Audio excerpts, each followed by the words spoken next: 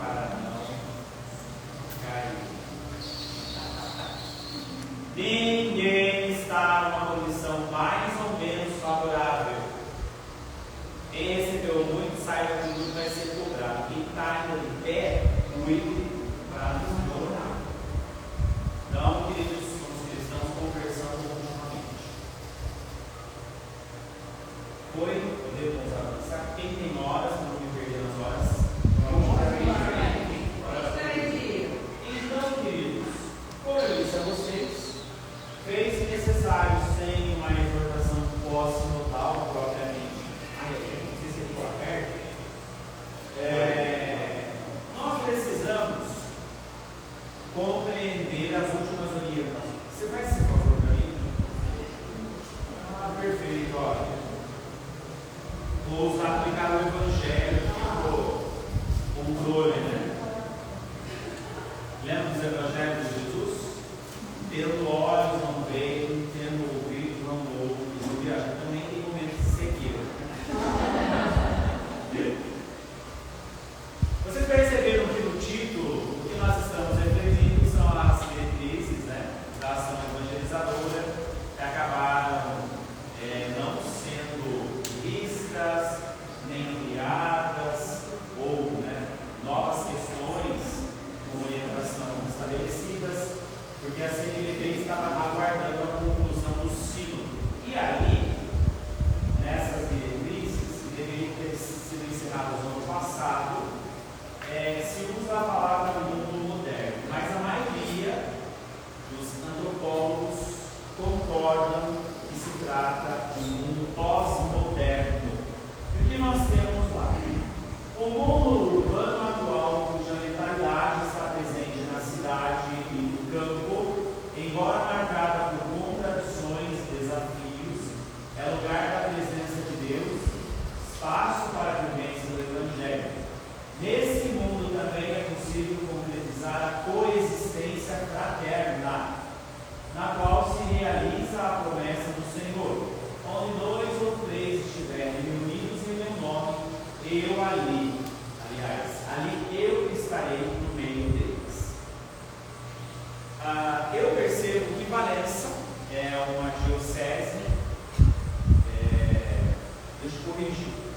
A cidade sede da diocese de Valença, portanto, Valença é uma cidade com características peculiares, oscilando entre uma pequena vida urbana e talvez uma atividade rural mais intensa. Estou, digamos assim, que ele esteja supondo, pode ser que ele esteja acertando ou não. O que significa reconhecer que o mundo pode ser constituído de complexos desafios, mas nesse mundo e onde eu estiver, com mais uma pessoa que creia, ali nós temos a possibilidade de evangelizar, reconhecendo Deus ali presente.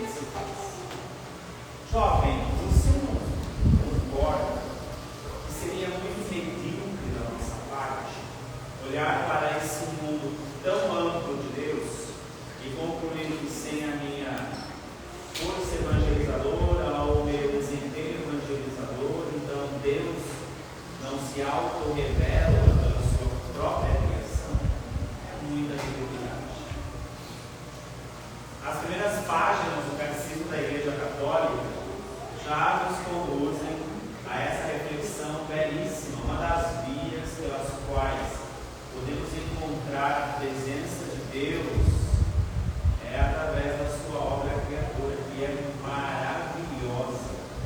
Talvez o maior problema que nós encontremos hoje é a dificuldade de tirar a direção do olho da tela do celular. Está na hora de nós mudarmos a direção do nosso olhar,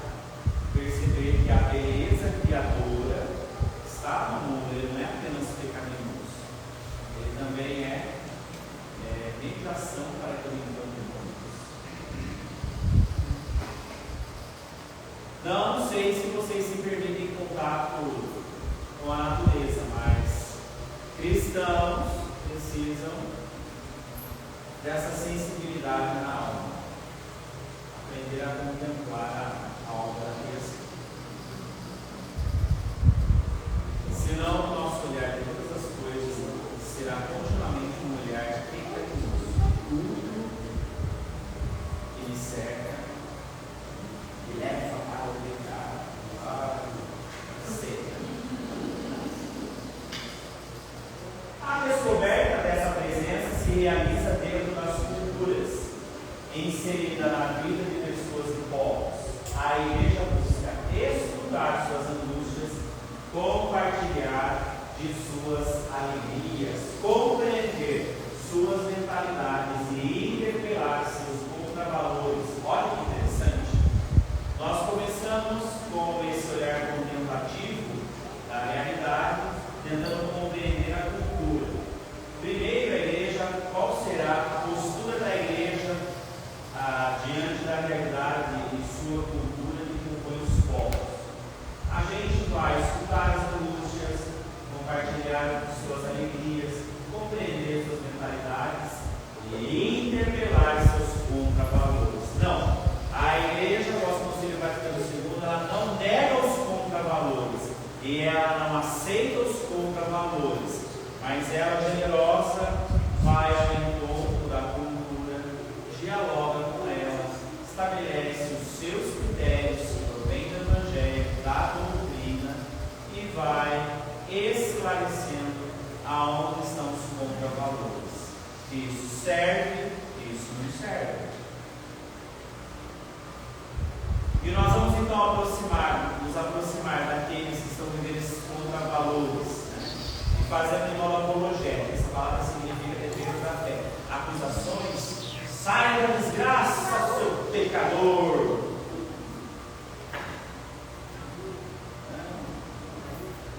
A paz de Cristo, meu irmão. Veja que você é uma pessoa bastante inserida na cultura das tatuagens. O que ela significa para você? Modo de vida. Ainda existem pessoas que olham para a sua pele manchada e fazem algum tipo de acusação, preconceito. Não chamam você de bandido, careca, não tem coragem.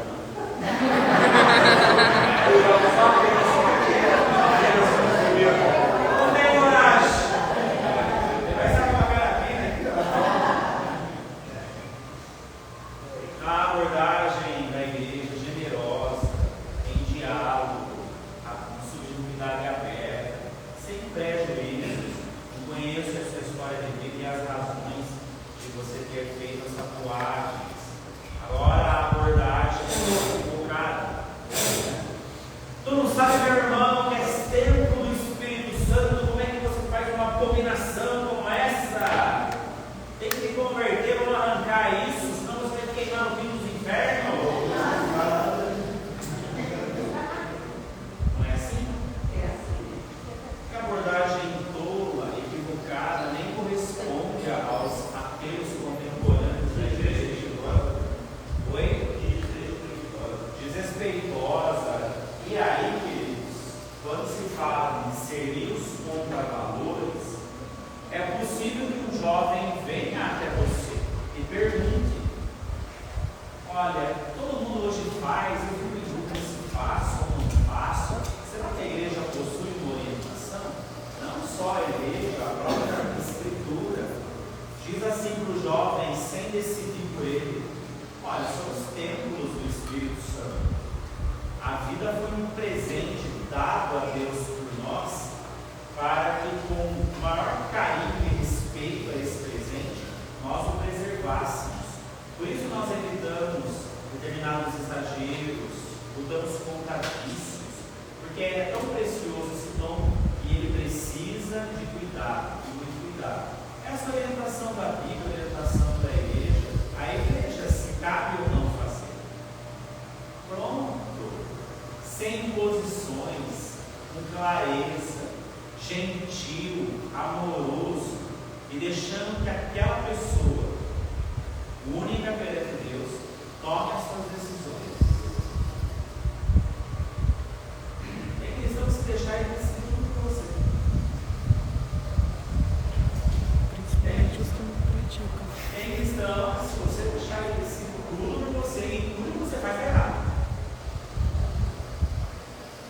Cuidado. Vejam que interessante. Fica aí, pode chegar bem isso. Leia para mim, eu quero que um leigo leia. Leia para mim aquela parte. Por isso, ela anuncia e testemunha o nome, a doutrina, a vida, as promessas, o reino e o mistério de Jesus de Nazaré, Filho de Deus. O testemunho, o anúncio, rejuvenesce a igreja. vocês perguntam.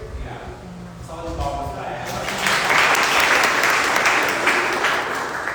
Por isso ela, e eu errei porque deveria ter colocado a letra E, né, a vogal E em maiúsculo, que é a igreja. Por isso ela, a igreja, ou seja, não seria eu. Por isso ela, a igreja, anuncia e testemunha o nome de Jesus, a doutrina que vem de Jesus, a vida que é de Jesus, as promessas feitas por Jesus, o reino que pertence a Jesus, o mistério que é o próprio Jesus de Nazaré, Filho de Deus. Porque também tem muito conselho dado para os outros que acabam sendo muito mais uma convicção da minha consciência individual, da minha consciência pessoal, do que uma clareza do que seja de fato Jesus Cristo e seu Evangelho. Queridos, vou usar uma expressão da psicologia: não projete seus ideais. Nós já refletimos ontem com os cantores. Não projete os seus ideais. Comunique Jesus Cristo e seu Evangelho. Que ele cresça e eu diminua.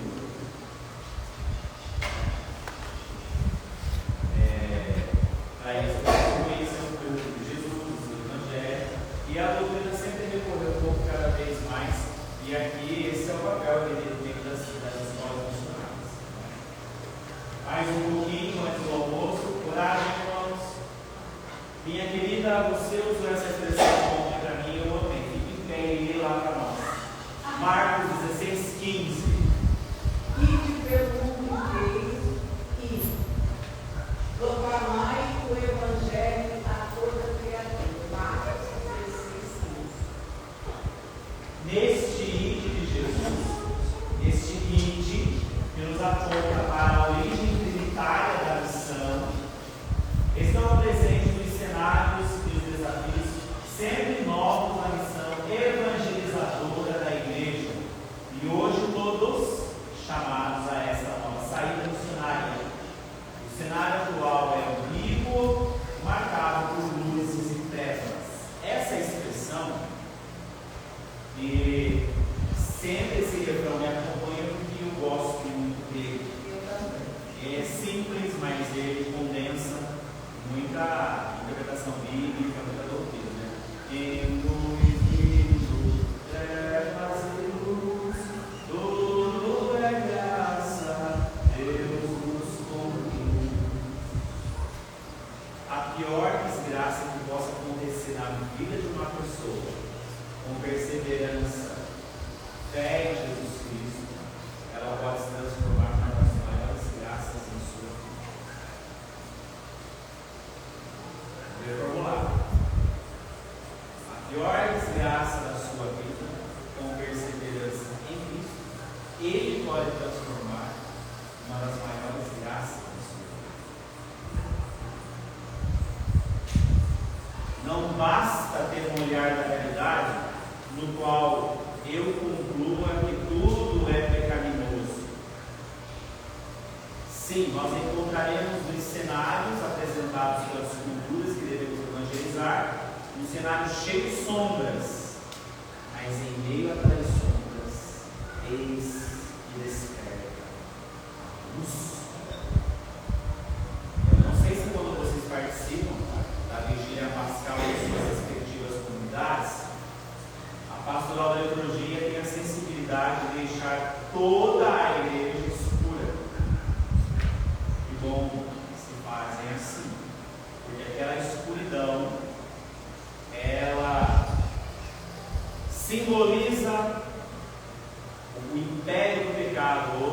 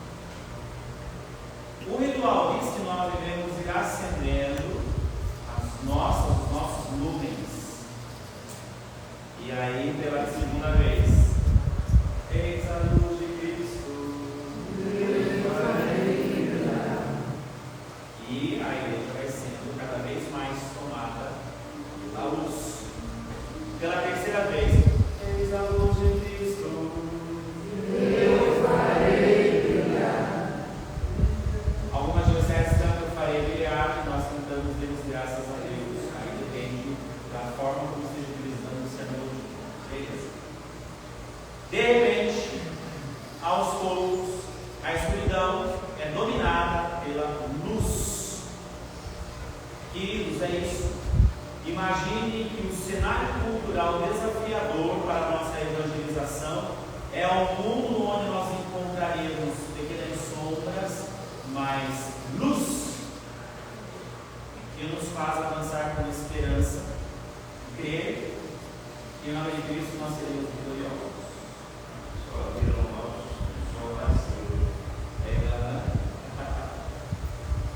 E o que eu lamento profundamente é que a nossa pequenez humana, imbuída de fraqueza, profunda fraqueza, frente a tantas dificuldades, a gente vai perdendo a esperança. E não, queridos, nós temos que crer, nós precisamos crer e intensificar a nossa fé de que a luz domina as trevas e destrói. O pecado foi aniquilado e destruído pela graça de Cristo, o seu sacrifício redentador. É isso que nós temos. Senão a gente vai sempre ficar com espírito de timidez, dando passo para trás e recuando, ao invés de dar passo para frente e avançar, sem medo. Vai dar certo de um jeito que o outro vai dar certo, não é meu esforço, é por graça divina que Deus quer mais do que não se trata só do nosso querer, muito mais e muito melhor. Agora eu gosto muito da palavra ambígua, porque a ambiguidade é a condição existencial humana. Sabiam disso? Nós somos ambíguos. Ontem estávamos felizes, tão felizes por algumas conquistas recentes, que nos sentíamos inabaláveis. No dia seguinte, acontece algo inesperado, profundamente difícil de ser resolvido, e aí toda aquela aparente estrutura que nós mantínhamos inabalável, ela começa a ruir. Não é amigo? Mas ontem a gente estava se sentindo, né, tão forte, e hoje eu estou me sentindo tão enfraquecido.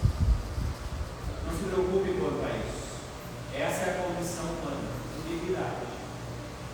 Dias mais fortes, dias mais fracos, dias mais eficazes, dias menos eficazes, dias mais santos e dias mais pecadores. Que oração? É aqui que eu preciso encerrar, essa pessoa não está aí, né? Por causa do preocupado com o almoço. Dá uma olhadinha lá, legal? Está à disposição, é só para cuidar. Tá. 5 minutinhos para eles, quando eu for terminar, a gente vai voltando 5 minutinhos na lista. Só mais esse slide, então. Então tá bom. Já vou avisar eles, então. Porque assim, a taça de duvido. Quem está com fome, levante o braço. Gente, que cerimônia. Não, então ele vai dar.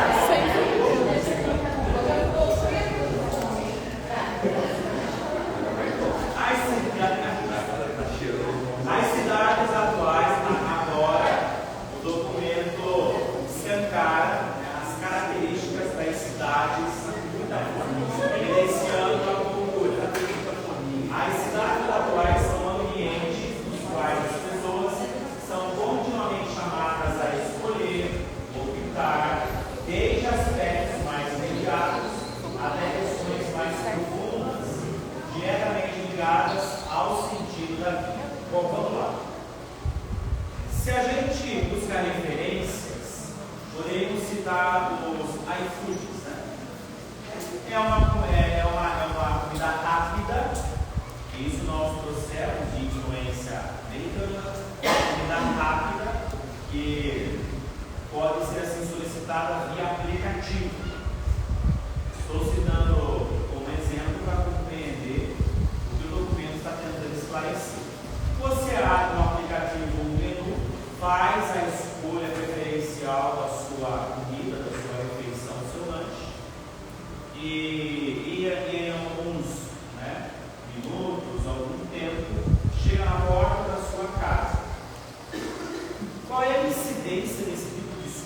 nosso comportamento humano. Nós vamos nos habituando a ter opções. Eu, particularmente, não lido bem com opção. Se eu pudesse ter um guarda-roupa com roupa da mesma cor, eu seria feliz. Eu sou preguiçoso para ficar fazendo escolhas. Ai, não, mas esse lanche especial, daí você vai ver o lanche especial, o especial dele é porque ele tem uma cereja em cima dele. Aí ele vem depois vai ver. Possibilidades de escolha fazem parte de uma cultura da qual nós entendemos que elas criam algumas falsas sensações. Uma falsa sensação é de que aquela escolha teria sido a melhor, até que você percebeu que não, porque o lanche que você pediu no mês passado não era muito mais gostoso. Mas a propaganda cumpriu o seu papel. O papel de convencê-lo de que há uma opção. Tomemos cuidado, porque na maioria das vezes só existe uma única opção. E aqui no caso, a gente transporta a reflexão para a fé. A nossa opção é Jesus Cristo e seu Evangelho. Entende? Com todo respeito às outras experiências de fé cristã. Mas ao que concerne a nossa opção é bem simples. Jesus Cristo e seu Evangelho. Mas a realidade é essa. E as pessoas são felizes, não? É impressionante. O novo lançamento na minha cidade é assim.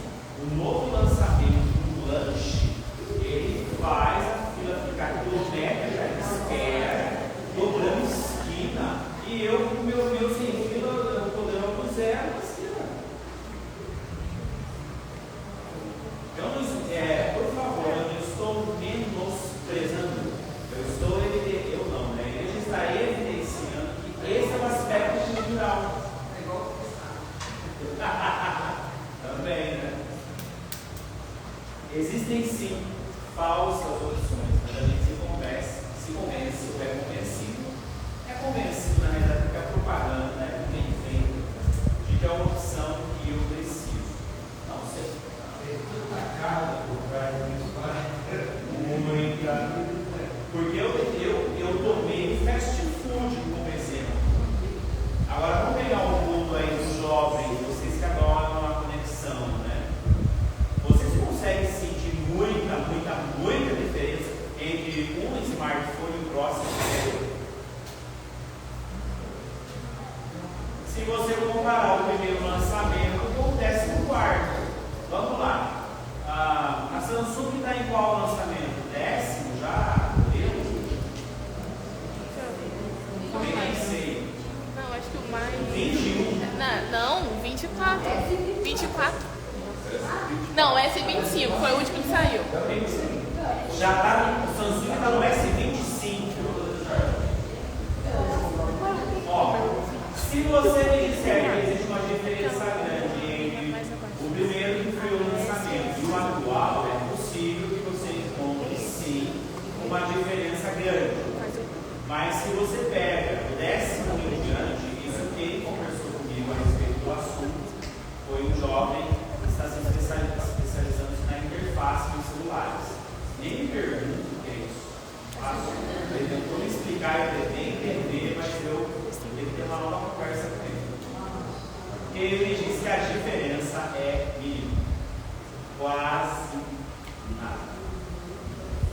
As opções não são tão opções como a gente pensa que são, mas a propaganda é bem feita. Aí está. O meu, com certeza, eu parei, acho que eu nem sei, mas vai tudo bem. Não tem importância, né? Mas acho que o meu é o terceiro ou quarto está funcionando ainda. Porque eu aprendi a desabilitar todas as coisas que carregam no celular. Sim, você pode desabilitar todas as coisas que o sobrecarrega e ele vai ter uma vida com você por mais de 10 anos. Mas com as configurações que nos obrigam a tê-las, eles vão sobrecarregando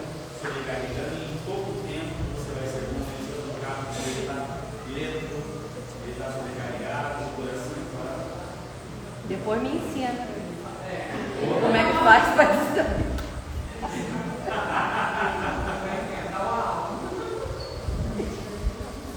E aí, queridos, para a gente ir para a nossa refeição,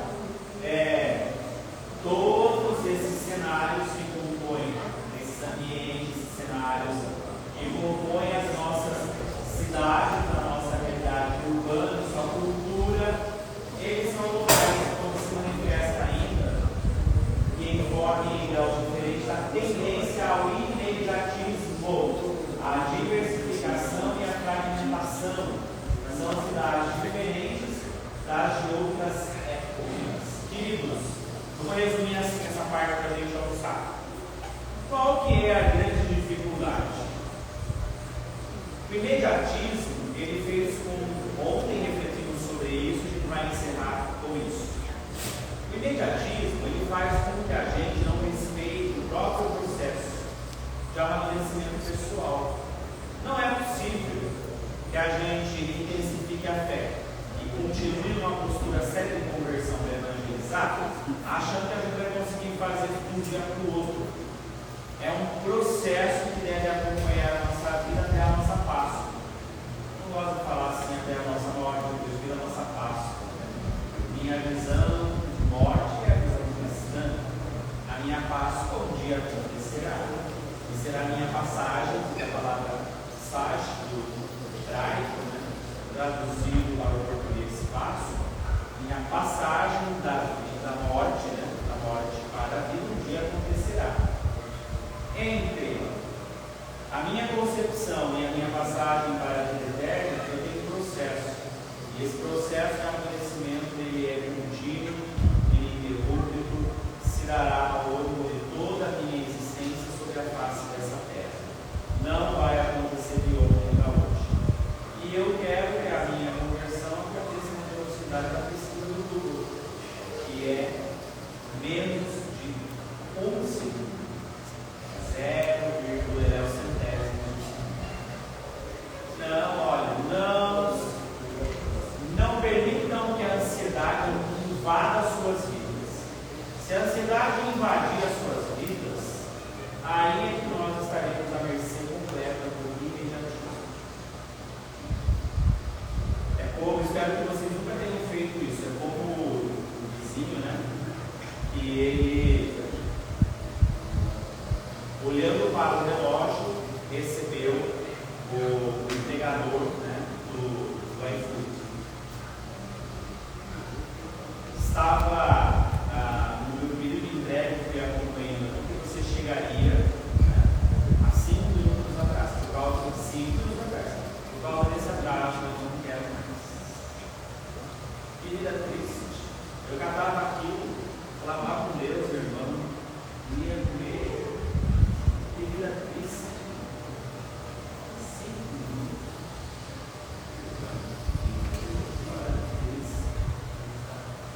Gente, os cristãos não são isso.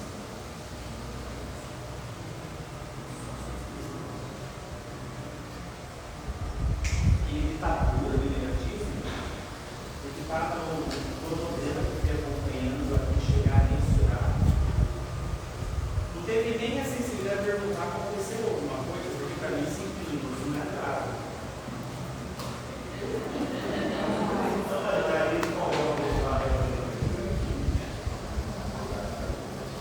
Eu vejo que as pessoas hoje nem perceberam que estão sendo adoecidas, porque elas querem imprimir a vida um ritmo, uma velocidade inexistente. Nós vamos exatamente 5 palmos no nosso sociólogo. Acho que é os filhos. Acho que ele falava isso dessas coisas. Mais tarde, a gente vai refletir um pouquinho a respeito de como isso se desdobra em nosso trabalho utilizador de palavras. E aí hoje vai ficar, porque nós precisamos nos utilizar da cultura sem ceder aos contravalores da cultura. Pergunta como? Se a gente faz isso como? Já vou dar a palavra. Criatividade. Sem criatividade nos dias de hoje, nós podemos. Como?